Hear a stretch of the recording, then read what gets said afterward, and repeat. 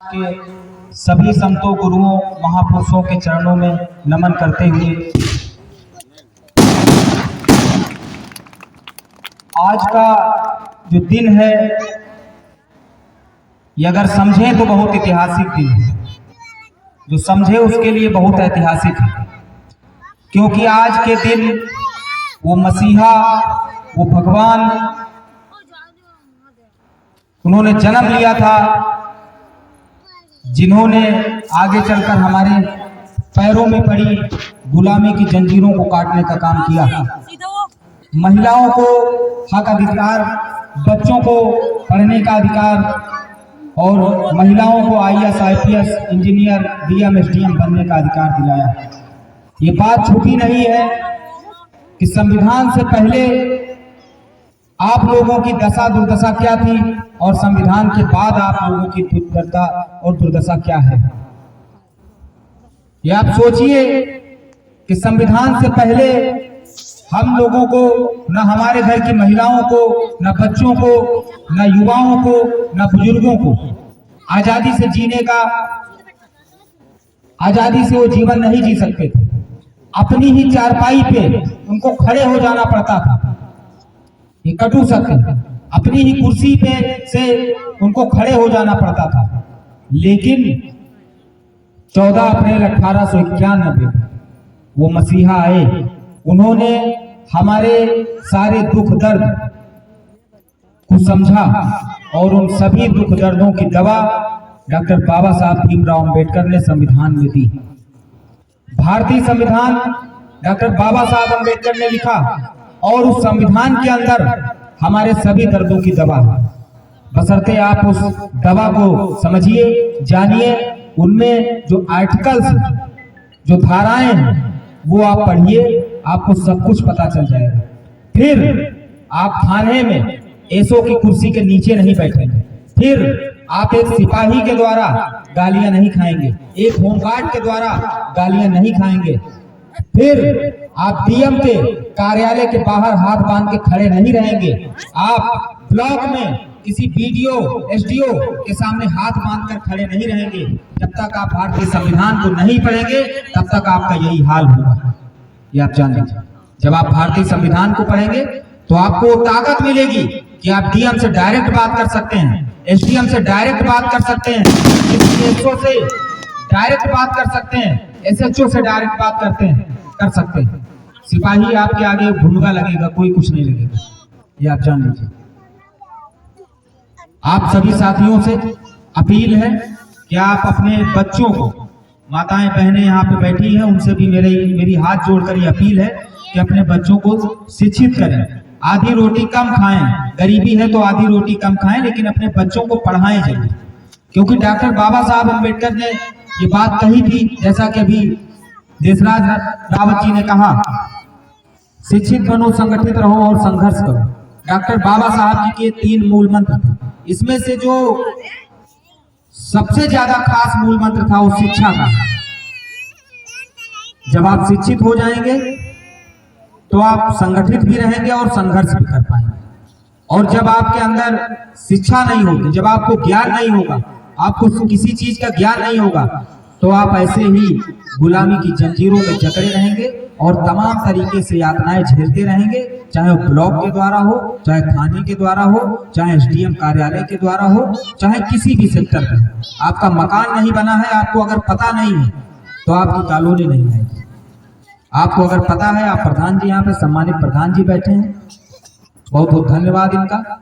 आपको अगर अपने कानून, अपने अधिकार, अपना संविधान पता है तो आप कहीं भी जाके चीजों को छीन सकते हैं। मांगने वाला समय अब खत्म कर दीजिए मेरे साथियों, मांगिए मत, चीजों को छीनिए, चीजों को छीनना सीखिए।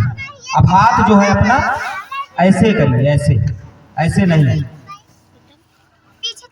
देने वाला बनिए, मांगने वाला नहीं। तो देने वाला आप तभी बन पाएंगे जब आपके अंदर शिक्षा होगी, जब आप संघर्ष करेंगे, संगठित रहेंगे। और संगठित रहेंगे तो तमाम तरह की प्रताड़नाओं से आपको छुट्टी मिल जाएगी। हम देखते हैं लगातार, जैसा कि अभी देशराज भाई ने कहा कि जातियां जानवरों में होती हैं, मुझे कहने में ये बुरा लग रहा है कि आज की डेट में, आज के समय में भारतीय संविधान होने के बावजूद पूरे भारत में डॉक्टर बाबा साहब भीमराव अंबेडकर जी का संविधान चलता है, लेकिन आज के समय में SC ST OBC माइनॉरिटी एक जानवर के बराबर ही है। ये आप जान लीजिए क्यों है, मैं उसको बताता हूं। राजस्थान चले जाइए, मध्य प्रदेश के किसी भी जिले में चले जाइए, राजस्थान के आप किसी भी जिले में चले जाइए, झारखंड में किसी भी जिले में चले जाइए, बिहार, हरियाणा, पंजाब, हमारी माताओं बहनों को सरेराह छेड़ा जाता है, सरेराह उनको अपमानित किया जाता है, सरेराह उनकी बेइज्जती की जाती है, उनका बलात्कार किया जाता है। हमारे युवाओं को कहीं घड़े से पानी पीने पे मार दिया जाता है, कहीं घोड़ी चढ़ने पे मार दिया जाता है। क्यों हम झूठ बोल रहे हैं? आप लोग पेपर पढ़ते होंगे, यहाँ बैठे तमाम लोगों के घरों में पेपर आता होगा, हम सब सभी घरों में टीवियां होंगी, न्यूज देखते होंगे लोग। क्या समझे कि हम जानवर नहीं हैं? हमारे लोगों को मारा जा रहा है। जैसे एक भैंस होती है, दो भैंसें दो खूंटे में बंधी होती, एक भैंस को पीटो, दूसरी भैंस कुछ नहीं बोलेगी, वो तमाशा देखेगी। तो मेरे साथियों, बड़े व छोटे भाइयों, तमाशा देखना छोड़ दीजिए। अगर आपके किसी भाई पे अन्याय अत्याचार हो रहा है तो आप मुखर होकर उसकी आवाज को बुलंद करें, उसका साथ देने का काम करें। ये अपील करने आया, उसका साथ दें। और जब तक आप उसका साथ नहीं देंगे वो कमजोर रहेगा। जैसे चलते घर को देखने वालों, फूस का छप्पर आपका है, आग के पीछे तेज हवा है, आगे मुकद्दर आपका है। उसके कत्ल पे मैं भी चुप था, मेरा नंबर अब आया, मेरे कत्ल पे वो भी चुप है, अगला नंबर आपका है। ये आप जान लीजिए। ये मत सोचिए कि देवा रावत मार खा रहा है, देशराज पासी मार खा रहा है, वर्मा जी मार खा रहे हैं, अगला नंबर आपका भी हो सकता है। ये हमेशा ध्यान में रखिएगा। और जब अगला नंबर आपका होगा तो देशराज चले गए होंगे, वर्मा जी चले गए होंगे, देवा रावत चले गए होंगे, फिर आप कौन बोलने आएगा? ये बताइए, कौन लड़ेगा आपकी लड़ाई? मैं ये बताने आया हूं यहां, और सुबह 7 बजे से लगातार प्रोग्राम अटेंड कर रहा हूं, 10 मिनट 20 मिनट हर सभी प्रोग्राम में सभी प्रोग्रामों को अटेंड कर रहा हूं। और मेरे अंदर एक पीड़ा भी है, वो भी मैं आप सभी के समक्ष शेयर करूंगा। पीड़ा बहुत भयंकर है, कैसे कैसे बोल रहा हूं मैं ही जानता हूं। मेरा छोटा भाई अभी परसों एक्सपायर हुआ है, 16 साल की उम्र का मेरा छोटा भाई था, परसों इसकी डेथ हुई। और तब भी एक दिन बीस था कल का, और आज मैं सुबह 7 बजे से अपने समाज को जगाने का काम कर रहा हूं कि मेरे बहुजन समाज के साथियों, जाग जाओ और तमाशा मत बनवाने दो अपने समाज का, अपने आप का, और तमाशा मत बनवाओ। आप नहीं जानते हो लोग कितना पीड़ित हैं, बहुजन समाज के लोग कितना पीड़ित हैं। ये मत सोचो कि आप पीड़ित नहीं हो तो कोई पीड़ित नहीं है। संगठित रहने का मतलब सिर्फ यही है कि एक दूसरे के दर्द को समझो। अगर किसी बहन पे अत्याचार हुआ है तो आप उसकी आवाज बनो, उसकी ताकत बनो। किसी भाई के ऊपर अगर अत्याचार हुआ है तो उसकी भी ताकत बनो, चाहे वो वर्मा हो, चाहे यादव हो, चाहे लोहार हो, चाहे कुम्हार हो, चाहे पासी हो, चाहे गड़रिया हो, बहुजन समाज बनाओ और संविधान बचाओ। इस देश में लोग रामायण की बात करेंगे, कुरान की बात करेंगे, गीता की बात करेंगे, लेकिन मैं ये बात कहने आया हूं कि अगर इस देश में संविधान सुरक्षित रहा तो ये तमाम पुस्तकें सुरक्षित रहेंगी, इनको कोई छू नहीं सकता। ये आप जान लीजिए। अगर इस देश में भारतीय संविधान, मैं किसी की आस्था को ठेस नहीं पहुंचाना चाहता, लोग मानते हैं, मानिए, किसी की आस्था कुरान में है, कुरान मानिए, किसी की आस्था रामायण में है, आप रामायण पढ़िए, गीता पढ़िए, लेकिन इन किताबों को पढ़ने की आजादी अगर कोई देता है तो ये भारतीय संविधान है। इसके साथ साथ आप भारतीय संविधान को भी मानिए। ये अपील करने आया हूं आपसे।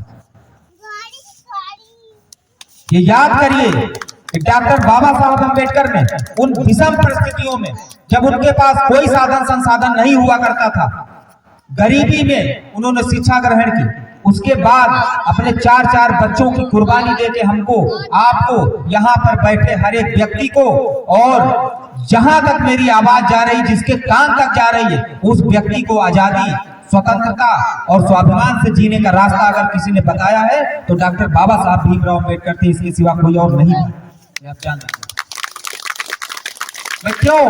मैं घटना क्यों शेयर करता हूं अपने भाई की, इसीलिए शेयर करता हूं कि शायद मेरा समाज जाग जाए, शायद मेरे समाज के लोगों का खून जो पानी हो चुका है वो खून हो जाए।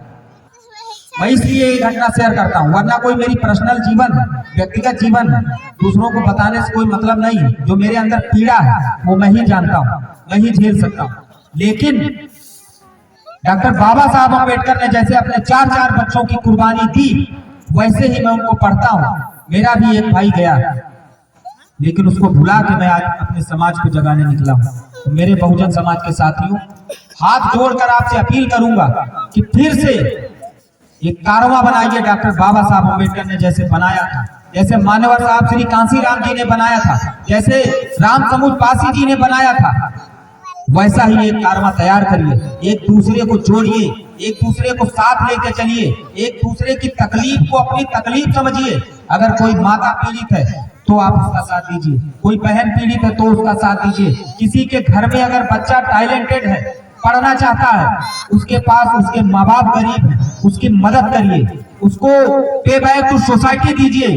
जो डॉक्टर बाबा साहब भीमराव अम्बेडकर बता के गए थे कि हमारे समाज के लोगों, हमने आपको आरक्षण के तहत तमाम पदों पर बैठाया, तमाम पदों पे पहुंचाया, वोट के तहत हमने आपको मुख्यमंत्री बनाया, हमने आपको प्रधानमंत्री बनाया, हमने आपको विधायक बनाया, हमने आपको सांसद बनाया। मेरे बहुजन समाज के लोगों, अगर आप आरक्षण के तहत डीएम, एसडीएम, कलेक्टर, लेखपाल, पुलिस, होमगार्ड अगर कुछ बन के आए हो तो मेरे साथियों, पे बैक टू सोसाइटी मत भूलना। आज मैं वो पे बैक टू सोसाइटी बताने आया हूं। पे बैक टू सोसाइटी का मतलब ये है कि अपने समाज का कोई भी व्यक्ति अगर किसी सेक्टर में है, चाहे वो प्राइवेट सेक्टर में हो, चाहे सरकारी सेक्टर में हो, चाहे वो ठेका पट्टी का काम करता हो या टीचर हो, या वो अपना खेती किसानी में अच्छी उसके पास जमीन है, अगर वो खेती किसानी करता है, पे बैक टू सोसाइटी उसको कहते हैं कि आप अपने कमाई का 5वां हिस्सा, 10वां हिस्सा या 1%, अगर आपकी कमाई जो भी है उसका 1%, अगर कोई अम्बेडकरवादी आज आपके घर के सामने खड़ा हो जाए, हे माता, हे मेरे भाई, मैं ये इस कारवां को आगे बढ़ाने के लिए इस कार्यक्रम का आयोजन कर रहा हूं, तो मेरे समाज के लोगों, उसको कभी खाली हाथ मत भेजिएगा। उसको चाहे 1 रुपया दे दीजिए, लेकिन उसका दिल मत तोड़िएगा। ये बात याद रखिए आप लोग, कभी उसका दिल मत तोड़ना। जो हो सके आप उसकी मदद करिए, जितना हो सके आप उसकी मदद करिए। अगर वो भी आपके पास नहीं है तो तन लेके चले जाना, उसके साथ भीड़ बन के खड़े हो जाना, उसका हौसला बुलंद हो जाएगा। आपको देख के आप भले 1 रुपया मत दीजिए, लेकिन उसका हौसला बुलंद हो जाएगा। मैं आपको ये बताने आया हूं कि अगर कोई आपका छोटा या बड़ा भाई आपकी लड़ाई को मजबूती से लड़ रहा है, चाहे वो देशराज रावत हो, यहाँ पे बैठे तमाम साथी, तमाम मेरे छोटे भाई जिनका नाम मुझे नहीं पता है, अगर कोई भी आपकी उस लड़ाई को आगे बढ़ाने का काम कर रहा है, आप उनका कभी पीछा मत, कभी उनके टांग उनकी मत खींचना, हमेशा उसके कंधे पे हाथ रखना और बोल देना कि जाओ, हम तुम्हारे साथ हैं, तन मन धन से हम तुम्हारे साथ हैं। उस बच्चे का हौसला बुलंद होगा और उसको एक एक्स्ट्रा एनर्जी मिलेगी, वो और समाज में आगे मेहनत करेगा। ये आप जान लीजिए। मान्यवर साहब श्री कांसीराम जी जो सरकारी नौकरी में थे, उन्होंने मिशन को आगे ले जाने के लिए अपनी नौकरी छोड़ दी। उनके पास साधन नहीं था, संसाधन नहीं था, कुछ नहीं था, लेकिन उन्होंने घूम घूम कर अपनी साइकिल से, उस साइकिल का पंचर बनवाने के लिए कभी कभी उनके पास पैसा नहीं हुआ करता था, लेकिन उन्होंने पूरे देश और दुनिया में घूम घूम के डॉक्टर बाबा साहब अम्बेडकर के बारे में लोगों को बताया। आज उसका ये नतीजा है कि यहाँ पे बैठी हर बहन, हर माँ, हर भाई ये जानता है कि डॉक्टर बाबा साहब अम्बेडकर कौन है। और ये कहने में कोई तकलीफ नहीं है कि अगर मान्यवर साहब श्री कांसीराम जी, राम समुद्र पासी जी अगर इस धरती पे ना आए होते तो आप लोग डॉक्टर बाबा साहब अम्बेडकर के मिशन से अनजान रहते। आपको पता ही नहीं चलता कि डॉक्टर जिन्होंने संविधान लिखा, डॉक्टर बाबा साहब अम्बेडकर को बताने का काम अगर किसी ने किया है तो राम समुद्र पासी जी और मान्यवर साहब श्री कांसीराम जी ने किया। और आज इन लोगों के नाम को मिटाया जा रहा है। हम लोग क्या हैं? आपको एक एग्जांपल देता हूं। हम लोग क्या हैं बताइए? हम लोग ये हैं, ये नहीं है। हम लोग पूरा पेन है। जो मान्यवर साहब श्री कांसीराम जी समझाया करते थे, जो मान्यवर साहब कहा करते थे कि मैं इस समाज को ऐसे देखना चाहता हूं। 15-15-85 कौन बड़ा है बताइए? ये बड़ा है ना, तो ये हमेशा कैसे रहता है? ऐसे। मान्यवर साहब श्री कांसीराम जी ने कहा था कि जब ये ऐसे हो जाएगा तब हमारी आत्मा को सुकून मिलेगा। और हम भी इसी के लिए, इसी मिशन को आगे बढ़ाने के लिए हम भी इस पेन को ऐसे देखना चाहते हैं कि बहुत समय 15 ने 85 पे राज किया, लेकिन अब हमारे बहुजन समाज के साथी जाग गए हैं। अब बहुत दूर नहीं है जो 85-15 पे राज करेगा, बहुत दूर नहीं है। बस आप लोग ऐसे ही मेहनत करते रहो। समाज के साथियों, हमारे छोटे भाइयों, आप सभी साथियों से अपील है, अनुरोध है कि आप सभी साथी ऐसे मेहनत करते रहना। बहुत जल्द ये कलम उल्टी हो जाएगी, आपको पता भी नहीं चलेगा। आपका शासन, आपका सत्ता आएगी, तब आपके लिए कानून बनेंगे। कानून बनाने का अधिकार हमें तो नहीं है ना। कानून कौन बनाता है? जो सरकार में बैठे लोग, वो कानून बनाते हैं। हम क्या कर सकते हैं? हमारी बहन बेटी पे अत्याचार होगा, अगर भाई को मारा जाएगा, भाई को पीटा जाएगा, तो हम सिर्फ रोड सड़क जाम कर सकते हैं, थाना घेर सकते हैं, डीएम कार्यालय घेर सकते हैं, ज्ञापन के माध्यम से राष्ट्रपति को अवगत करा सकते हैं, लेकिन न्याय नहीं दिला सकते। हाथरस की घटना आपके सामने शेयर करूंगा। हाथरस की घटना में क्या हुआ? उस बहन की बेदर्दी से उसकी हत्या कर दी गई। उसके बाद सिर्फ एक अपराधी को सजा हुई, बाकी सबको बेकसूर घोषित कर दिया गया। और जबकि उस बहन ने मरते मरते कहा था कि चारों आरोपियों ने हमको मारा। लेकिन आज ना तो सरकार हमारी है, ना सत्ता हमारी, तो आज कहां हमारे लिए कानून बनेंगे? कौन बनाएगा हमारे लिए कानून बताइए? तो सभी साथियों से एक और कानून बाबा साहब अम्बेडकर ने जितने भी अधिकार दिलाए हैं, उसमें एक और अधिकार है जो बहुत महत्वपूर्ण है, वो वोट का अधिकार है। और हमारे समाज में ये होता है कि वोट का जो वैल्यू है वो बहुत कम लोगों को पता है कि वोट का वैल्यू क्या है। एक एक वोट का वैल्यू आप सभी साथियों को अपने समाज में बताना है कि वोट से ही सरकार अर्श पे जाती है, वोट से ही सरकार फर्श पे आ जाती है। आपने देखा होगा कांग्रेस 65 साल कांग्रेस का राज रहा, सत्ता पे काबिज रहे, क्यों चले गए? क्योंकि लोगों ने वोट देना बंद कर दिया। लोगों ने वोट देना बंद कर दिया, उनकी सरकार चली गई। पिछले 10 साल से लगातार भारतीय जनता पार्टी की सरकार है। क्यों है? क्योंकि हमारे समाज के 85% लोग उसको वोट करते हैं, इसलिए उसकी सरकार है। और वो सरकार होते हुए भी अगर किसी के ऊपर अन्याय अत्याचार होता है तो हमारे समाज के लोगों के ऊपर अन्याय अत्याचार सबसे ज्यादा होता है। आप आंकड़ा उठा के देख लीजिएगा, SC ST OBC माइनॉरिटी के ऊपर जितना अत्याचार होता है, आप आंकड़ा देख लीजिए उठा के। हम चाहते हैं कि हमारा समाज बिल्कुल मुखर होकर अपनी बात को रखे, अपने अधिकारों को छीने, एसओ के बराबर बैठे, डीएम के बराबर बैठे, SDM के बराबर बैठे। और इस लड़ाई में देवा रावत आपके साथ है। आप बैठ के दिखाइए। अगर मैं थोड़ा भी पीछे जाऊंगा तो आप बताइए। कहीं भी अगर आपको दिक्कत है, किसी थाने से दिक्कत है, गलती ना करें, खाली संवैधानिक दायरे में रह के आप अपनी चीजों को छीनिए। होता है ये कि हमारे समाज के लोग मारे जाते हैं और हमारे समाज के लोग ही मुकदमा झेलते हैं। जो हमको मारता है उसको छोड़ दिया जाता है, जो मार खाता है उसी के खिलाफ मुकदमा दर्ज किया जाता है। जिसकी जमीन पे कब्जा होता है वही व्यक्ति जेल जाता है 151 के केस में, और क्या कहते हैं कि अरे ये केस कोई बहुत बड़ा मायने नहीं रखता है, छूट जाओगे। 2 महीना पेशी जाओगे फिर छूट जाओगे। क्यों भाई? बहुत बड़ा मायने नहीं रखता है। अगर मेरी ही जमीन पर कब्जा, मुझे ही मारा गया, मेरे ही बच्चों को मारा गया, मेरे ही माताओं बहनों को मारा गया, फिर आखिर मुझे ही जेल क्यों? मेरे ही खिलाफ मुकदमा क्यों?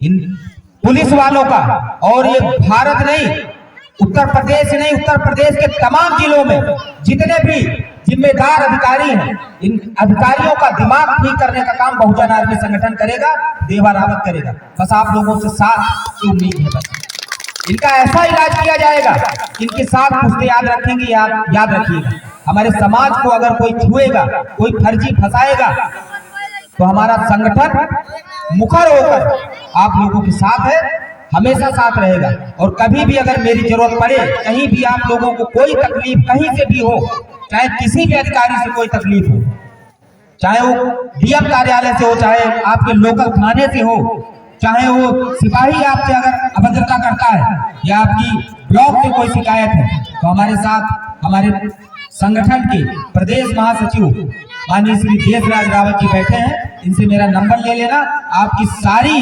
तकलीफों को खत्म करने का काम बहुजन आर्मी संगठन करेगा, ये वादा करके जा रहा हूँ। सभी साथी नंबर ले लेना, और अगर कोई भी तकलीफ होगी कहीं से भी, वो आपकी तकलीफों का काम खत्म करने का काम बहुजन आर्मी संगठन करेगा। आगे भी कार्यक्रम में जाना है, भी लखैचा पहुंचना है। बहुत ज्यादा समय ना लेते हुए अपनी वाणी को विराम देता हूं। जय भीम, जय भारत, जय संविधान, जय बहुजन आर्मी।